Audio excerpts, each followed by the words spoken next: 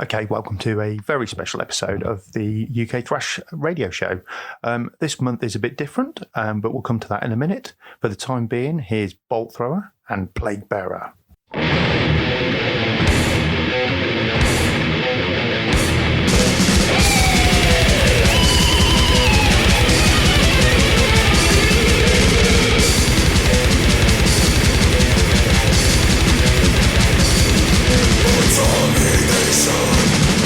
Spreads throughout the world, but dangerous and all.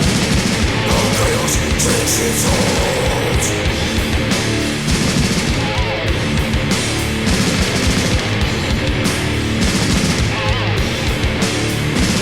Sadistic torture, what you're faithful. Your blood now curdles, not available.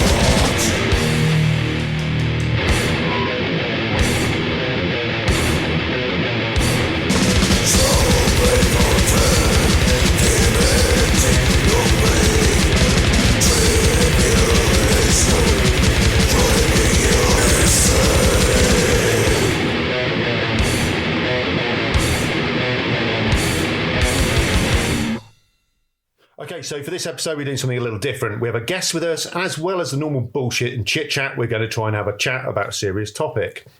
So without further ado, mystery guest, please introduce yourself. Hello, my name's Kat Finch, and I run the Razor's Edge with my husband Tim Finch, Thrash fan extraordinaire. Now, as the more eagle-eared amongst you may have noticed, Kat is a woman. Yes, that's right, people. A full-on female of the species, lady-type girl metalhead, and more importantly, the rarest of rare, a thrasher. So, Kat, what got you into thrash? Was it a hot guy in your class at school, or did you fancy someone in a band? It was an older sibling, gave me a copy of Ride the Lightning, and I kind of never looked back from that point. Okay, so, joking aside, and before everyone thinks I'm some sort of misogynistic cockwomble, is that a pretty typical reaction to being a female thrasher? Yes.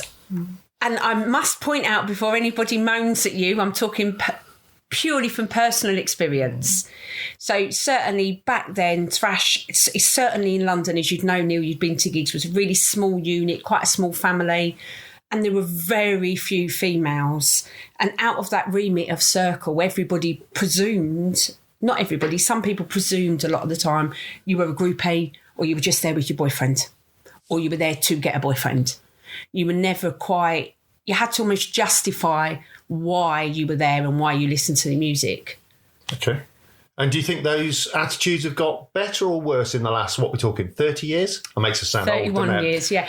At point, I think they've got better.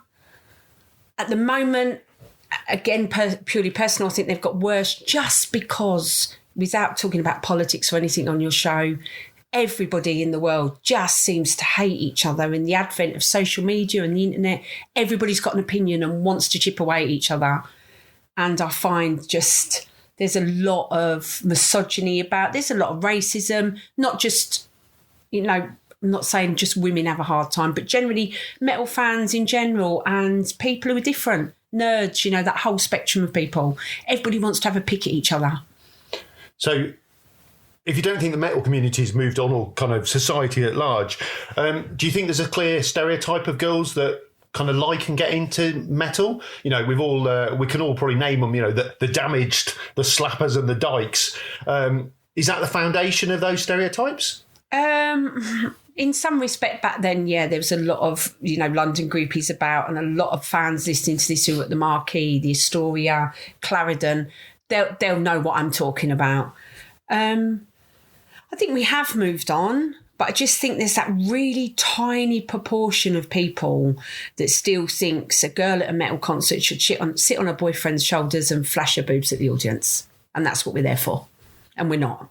So where do you think that comes from? Is that the glam bands? Is it all, Motley Crue, girls? Yes. There was definitely certainly a lot of that was tongue-in-cheek, but I think some of it might have been taken quite seriously at a point. I mean, a pet hate of mine is Steel Panther, not just because the music's terrible, but because of their... I don't like their behaviours. And it kind of undermines things. We look back across the years, we've got really brilliant female musicians. We've got the Joe Benches of the world, Joan Jett, Lita Ford, Blondie. Then we look at the punk side, who we've got... Names escape me at the minute. But, we've got a lot of really good females in bands, fronting bands, promoting bands, running festivals like Bloodstock. And I just think sometimes it's forgotten that we are that involved. So I know back in the 80s, MTV culture, all the videos, girls, what the shit was, a Warrant Cherry Pie, fucking hell. Yeah, but all that stuff kind of really compounded that. Yeah, it did. That expectation that you were going to be spray on black leather jeans and, a very small top. And the small selection of thrash girls could not be further from the truth. A funny story, which you and I have spoke about before on the Thrash Nettle fortnight and together, is I used to go to the Astoria Rock Club and the glam girls would try and brush my hair and put makeup on me because I was this grotty little 15-year-old in spray-on fizzy black jeans from Shades and combat boots that didn't brush her hair or even wear, any kind of makeup whatsoever. So, a lot of it was light-hearted banter, but I think behind it there was those women maybe felt they had to look a certain way to be accepted, and our rebellion against that, certainly mine, was to be as far removed from that as possible. Okay. And do you think that kind of that image, that portrayal has harmed women in metal in its entirety, or at least left a bit of a tainted edge to it all? A little bit. I think you'd have to ask them if you think it harmed them. Okay. Because obviously they were there then. Certainly it didn't harm me because I wasn't a glam fan and didn't dress like that. But I do think we struggle to be taken seriously. And I think anybody can understand that. Yeah. Certainly as fans, we struggle to be taken seriously. Yeah, and I guess that's the difference, isn't it? It's one thing being up on stage and being a musician. It's different when you want to be in the crowd and, want to be in the pit. We kind of come on to that in a minute. Yeah. But, we were both teenagers back in the 80s, late 80s, only just teenagers. Okay, then. And, I myself remember that kind of testosterone and alcohol-fueled mosh pit, the metal clubs, and I'm probably as guilty as anyone else of walking around with my dick on my head, not that it was ever getting into anyone's pants, but no amount of alcohol was going to persuade any girl to sleep with me, so I think most people were pretty safe. But was it just youthful exuberance to blame, or was it more than that? Is there some kind of underlying... I think a lot of it is youthful exuberance, and certainly the thrash fans I hung about with were really good, but you did get, again, that minority audience member that when a woman was stage diving, the hands would go to that place. And I think back then we kind of felt, we're playing with the big boys, we shouldn't really complain. We didn't. We didn't talk about it. Did you have protectors back then? Did the guys look after you? I was really lucky. There was only a handful of women in London into thrash. A lot of guys, I can name them on here. Most of them listen to your podcast, are in bands now. and are on the Thrash Metal Fortnight site as well. And they were great, and they always made sure you were okay. But being stubborn, did you kind of try and stop them looking after you as well? Absolutely. So I can imagine you them getting a bigger slap off you for trying to stop them. Absolutely. Standing up for you than anything else. Looking after myself. Yeah. But, even to this day, 31 years down the line, I can go to a gig and people say, "Oh, you're here with your husband?" I'll say, "No, I'm here because I've come to see the band." And still to that day, we spoke before, and I was in a local rock pub a couple of years back on a work night out, not dressing as a typical metal person, and I was told I didn't belong in the pub. And we've got to stop that. We've got to be more accepting, because we're the first people to moan if anyone casts anything at us. Yeah. And that's what I'm saying. Not just women, men, everybody involved in the community has got to be a lot more accepting of each other. I read something on Instagram the other day that people saying, "Oh, people in the metal community are so bitter and want to slag everyone else down." And part of me thinks that's because we all took years of abuse and being called grebos and hippies, but actually dishing it back out is probably not the best. No, it's not the right way to do that. it, and not to infight. Every time there's a festival band announcement, straight off the bat, partway they're down not our metal. shit. We're not metal. They're cool, not metal. yeah. And I'm sick of hearing it, dude. You like what you like for a reason. Let's just kind of all try and get Even on if with it is it. Ghost. Whatever. Let's just try and all get on with it. And we're all there for the same reason. We enjoy live music. We love live music. We want these bands to do well. Infighting is not the way to go. And there is more and more of it. And I blame, social media and all those things. It's made it easier, right? It's made it easier to have that opinion. Everyone with an iPad and an Instagram account and a microphone's, born critic. And my standard response is, you're at a festival, especially someone like Bloodstock, you've got 4 stages, go to a different one. Yeah. Go and So see we've got someone to new. stop being so self-critical of each other. I think it's good to criticise music, though. We shouldn't just consume all the, just because just saying it's shit isn't being critical. No, exactly. Yeah. Give it a That's shit. That's give it a not proper, metal. give it at least a review.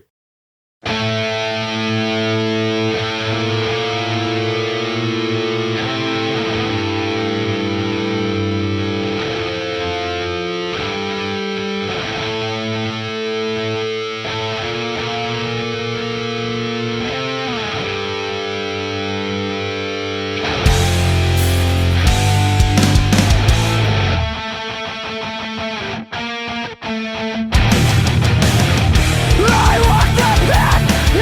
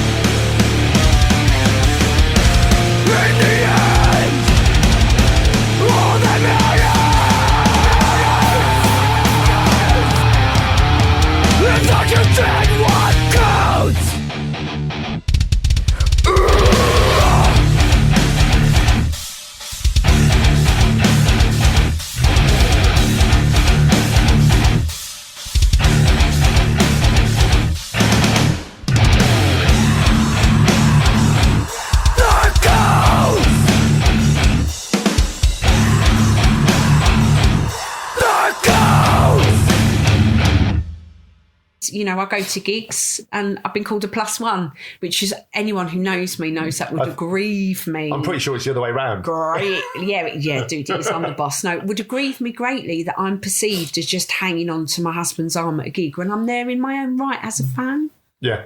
And I shouldn't have to justify to anybody why I listen to a particular type of band, why I'm there. And my other pet hate is why I'm in the pit. What are you doing in the pit? You're a girl. Fuck off. Yeah. And it's hard enough having to explain it to muggles. You're forever, oh, have you not grown out? We're still in the phase we were going through at 14, definitely. And we haven't grown out of it. We're not likely to in the near future, but you still kind of have to explain that to people outside the metal community. So you fucking damn well shouldn't have to explain it to people who are meant to be part of that metal family. There's a lot more younger girls I see at gigs now, in teenagers, early 20s, they're coming out to gigs, they're supporting the live music scene. And we need to encourage it. We do, otherwise we're going to lose it. Yeah, we need to encourage everybody going and everybody feeling comfortable. And that's the number one thing. There's been so many things on the news regarding assaults at gigs. There's Safer Gigs for Women now, website where they actually have people at gigs who can say... I saw something about that, who can say if they've, had any kind of... And anyone touched them or actively kind of... attitude and encouraging women to go. And I think it's really important. Yeah, really important. And everyone should be encouraged to do it again. And I mean, I myself have had, some not great experiences. Yeah, I was just coming on to that. So you want to give us a couple of examples of things that you... So, back in the day, I'd had the odd arse squeeze and stuff, and I've given them a slap, and, it's happened. But more recently, I was at Slayer at the O2 a couple of years back. I'm in my 40s, so I wouldn't really expect it to happen to me. I got separated from the people I was with. Just was with one friend, and anyone who was there knows we were packed like sardines. A guy put his arm round and held onto my bicep and proceeded to gyrate against my back. And it wasn't an accident. I could feel what he was gyrating. And I know I'm laughing about it, but it wasn't nice. And as I turned round to kind of confront him about it, he slinked into the crowd. Obviously, went and found security. Security did a really good job of trying to find him. And it transpires he fits the description of somebody who assaulted a girl at Baroness a few months earlier, also in Birmingham. This gentleman, if people remember, well, I call him gentleman, this prick, put his hands up a girl's skirt and tried to put his hand into her underwear. So, I know people say, you're not a metal fan, he could just be there to do that, but it just shouldn't be happening. He spent a lot of money buying out a sold-out gig to go and... and it shouldn't be. And it was a really horrible experience, and I consider myself to be quite tough. Yeah. And I found it really, really upsetting. Yeah. So if someone's 15, 16... And they've got some only been going to gigs a couple of times, the effect they could have on them, that's vile. So what I'm saying to everybody, man, women who are there, you see the behaviour, you call it out. So do you think the close proximity of people in the mosh pit allows people to behave that way? Like last night I was at Municipal Waste. I ended up with a hand on some girl's arse and a face full of boob when some kind of crowd surfing girl plonked herself on top of me. I gave her a very, I can assure you, non-sexual shove in the opposite direction. I think she ended up upside down or hanging off someone else's shoulders. But, you can easily see, how accidental touches happen. And, I think... I've got kids of my own now, I've got a daughter, so, I'm always really conscious about it. But when does that accidental touch become a bit more sinister and a bit more I think you can tell, an accidental like elbow or you slip in your hand, and it happens. I've done it, I've slipped into men. And it happens. You say you slip. No, it happens. But, however, you do know when it's crossed that line. And I must say, in the thousands of gigs I've been to, I've had very little of that. The worst one was obviously I was talking about a few years back, but I'm hearing more and more about it. When you're online, you're hearing more. And anyone can perceive what's different between an accident and an intentional. Yeah. And all I'm saying is any bad behaviour, anyone who's behaving badly, anybody who falls over and someone stomps on them rather than picking them up, we should call it out.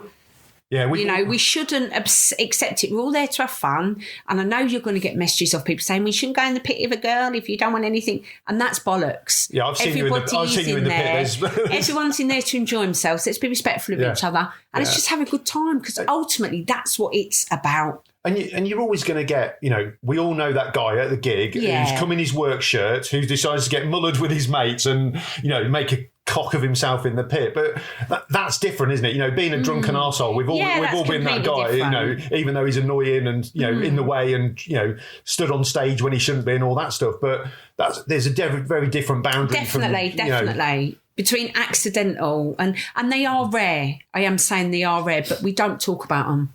We don't talk about why women are uncomfortable at gigs sometimes. Yeah.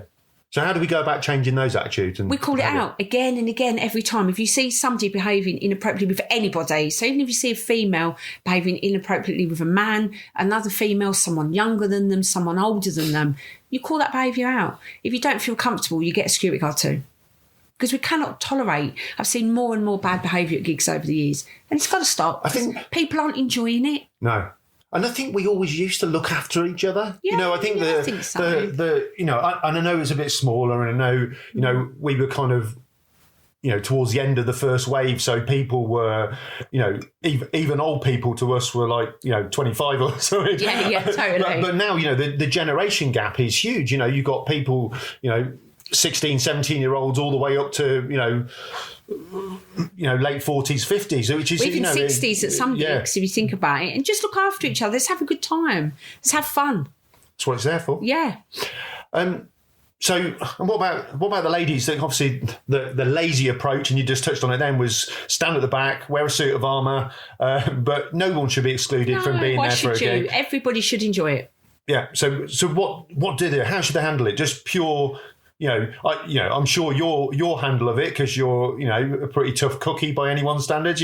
You'll just call them out to the face, absolutely, like you did to that dick at Uprising, and shoved him halfway across the pit. Yeah, you know, but is that? You know, but not everybody feels comfortable to do that. So I would say every gig go, if you see someone who's having a bad time or somebody's taking the piss out of them, you know, if you can intervene, do.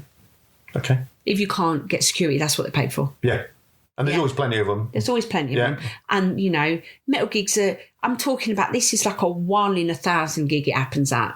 Yeah. We're not talking about huge numbers, but it's still enough to spoil it and then adds to the bad name that sometimes metal already has. But bad news always travels faster than good anyway. You know, you'll get one person who's never been to a gig before, you know, boob grabbed by some lecherous old perv, and before you know it, you know, everything in metal is bad. And not even that, just people just being badly behaved to each other, not even sexual, just badly behaved to each other. It's just not on. Just don't be a dick. Basically, yeah. Okay, a bit more positive now. What's some standout examples of kind of the positive stereotypes in metal? Which ladies are beating the guys at their own game? I think Joe Bench, completely, 100%. And I mean, you're looking back in the day, Caroline, I think my memory's bad for Morn, you know, back in the 90s, one of the first Doom singers. We've got Kat, who's in Wings of Genocide, amongst various other bands, and has done the backing vocals on Annihilator's new album, who's really brilliant. All women in metal are great because they're all pushing that boundary. But the newest one for me is I went to see Walls of Jericho, and Candice, fabulous front woman. I've got to take my hat off to her. I thought she was a brilliant front woman, really entertaining, great singer. But all women doing it, from your Nightwishes right through to black metal bands. Everybody's trying to get involved and push those boundaries and say, look, everybody can do this. And I think that's inspiring for anybody. Yeah. Yeah. And I guess kind of reinforcing those behaviours in their own kind of pits and crowds as well. Definitely. I think, was it Hands Off Gretel called out a load of, like, you know, pretty misogynist behaviour, and you know, it's a band, they don't do anything for me, but at least they stood up and did that's what. right, and we should be. Yeah. You know, there was a Kerrang cover, Robbie Maguire would know more about it. We had a chat about it, and Love Bites were on the front. And there were some really bad editorial comments and headlines around Love Bites. And I just thought, you're meant to be better. You're the magazines. You're the, you know, the people at the front. Yeah, you should be leading changing this. And it's not some sort of moral crusade. It's just it's just about being behaved. Yeah, and just respecting each other and kind of realising that everyone's doing this for the same reason. You wouldn't say, you know, and everybody has pin-ups. Anybody who says they don't is a liar. But you wouldn't say, for instance, oh yeah, I only like Tom Araya because I fancy him. And you've got people saying that about women in bands. Or yeah, I only go and see, you know, for instance, I know Nightwish because I fancy a singer. You can't do that anymore. It's just not good. No. Appreciate them for their musical talent. Yeah. And what they're doing. Yeah. Can't stay at home, can't stay at school. Old folks say you're pulling a fool.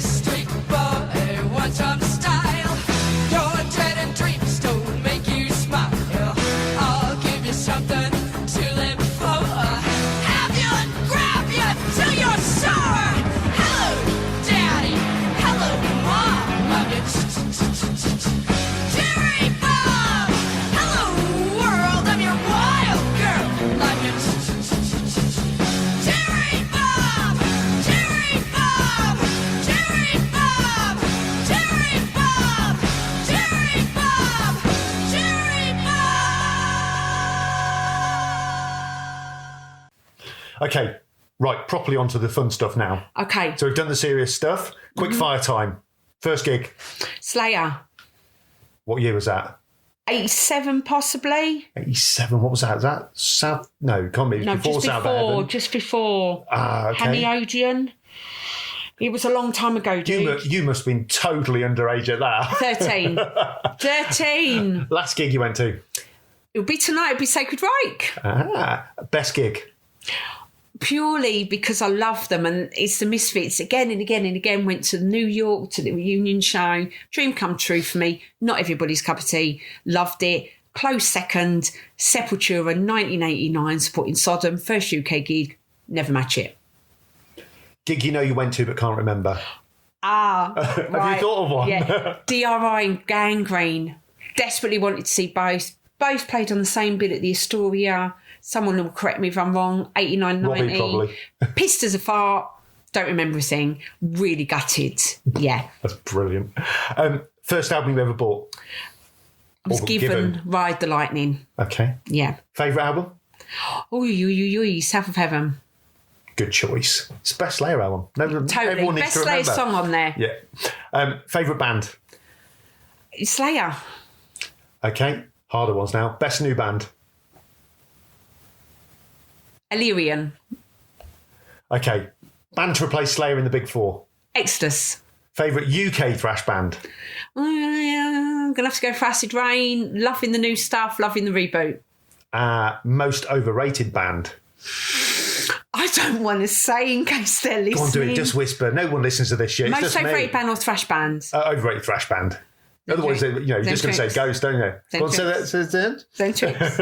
Sorry, dudes. Best venue today or all time? Marquee, hands down. Forever. Still so many good bands on the Charing Cross Road site. It was unbelievable. Okay. You can set up your own dream festival lineup. It's one day, one stage, 5 bands, living or dead. Get the Ouija board out, bring them back. Mm-hmm. Who do you want on that stage? This is really tough because I'm trying to think of bands I haven't seen, and there's not many. I'm trying to think of bands I have seen, but not in the original lineup form, and bands that I'd love to see again. So I'm going with Suicidal Tendencies, but How Will I Laugh Tomorrow lineup. So who's that? Robbie George, and is it Robbie George? That's not the right name, is it? No. You know what I mean, though, yeah, don't you? I do. The name is... The bassist before Jericho. Yeah. Yes. Brilliant album. My favourite Suicidal Tendencies album. I'd love to have them in that form and play that from start to finish. Definitely, that's number 1. Number 2 is going to be controversial, but it's going to be Anthrax with John Bush. No, wrong answer. I love John Bush. I love the sound of White Noise. I'm really gutted that Joey Belladonna does not have the vocal range to sing songs from the sounds of White Noise to do him justice. So we're not going to hear that material again, and that's really sad. I'd like to hear that. Is that 3? 2 more. 3 more. The Cro-Mags with John Joseph and Harley Flanagan, just because the gig that haunts me to the end of my days is Peace on Earth, when they played, and I couldn't go because I was too young. My mum wouldn't let me. So that haunts me. I've never seen the Cro-Mags, so literally I would love that. Again, Crumbsuckers, because I've not seen them. They're another band I'd see. And to top it off, Slayer with Jeff, Dave Lombardo, kind of South of Heaven era. I'd love to see that. Somewhere, just one more. Clash of the Titans-y type area. Just one last time. I think that was 6, so you've got a spare band on the Have I? Oh, sorry. That's fine. Okay, finally, any shout-outs, plugs, social media links, abuse, or anything else? No abuse for me, but razorsedge.rocks is obviously the site we do. Tim Finch Photography is another one. That's Tim's photos. UK Thrash, you really should be looking at the Instagram, Facebook page, listening to the podcasts. Also, Thrash Metal Album for the fortnight. Come along, get involved, do some polls, meet like-minded people, and just support your local live music scene. What more can I say? Brilliant. Cat Finch, thank you very much. See you in the pit. Thank you. Okay, thanks to Cat Finch for that interview. It just goes without saying, really, doesn't it? Don't be a dick in the pit. That doesn't mean if it's a girl, a boy, or whatever, keep your hands to yourselves, look after each other, and stay safe out there. Thanks to Kat for that interview. In the side of the interview, we had a couple of tracks: The Walls of Jericho, Fight the Good Fight, and also The Runaways with Cherry Bomb. Okay, and for the final track for this episode, this is Knee Deep in Devils. It's from a band called Sons of the Endless Night. It's their debut album, Symbols of Hate and Deceitful Faith. It's got members of Suicide Watch. It's got Side from Annihilated on vocals, and it's fucking kick-ass. Enjoy this, and we'll speak to you soon.